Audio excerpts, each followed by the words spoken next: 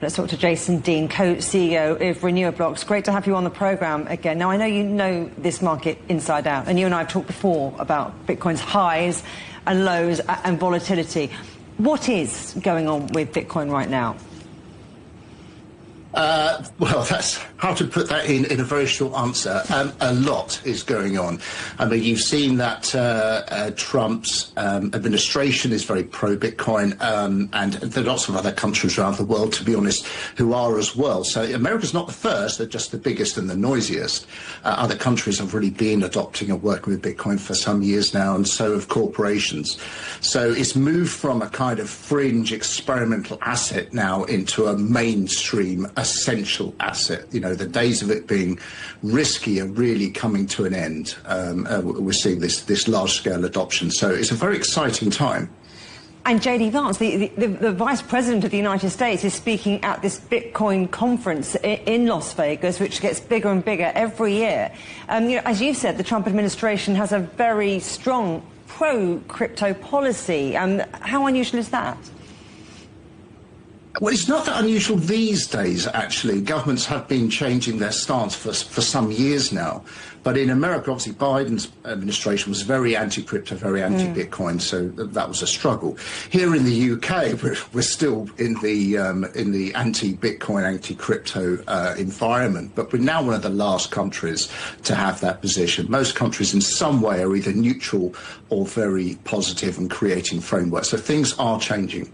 And what signals do you think it gives about crypto as part of a broader US economic strategy? Sending the Vice President to give a speech at what used to be quite a fringe conference.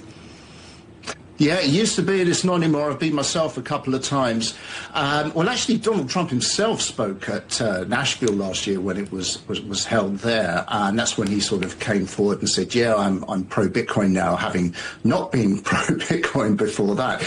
But obviously with Vance and the others there, they'll probably just repeat really the general administration's position. Yeah, we love Bitcoin, we're going to have a reserve. But the real work is being done by Senator Loomis and various others in the House, who are pushing for the strategic Bitcoin reserve of 1 million Bitcoin in the next few years. And that's actually due to hit the floor next week. So that's going to be interesting to watch. There are big ethical question marks, though, around all this, aren't there? I mean, what is your take on Trump's crypto dealings and ambitions?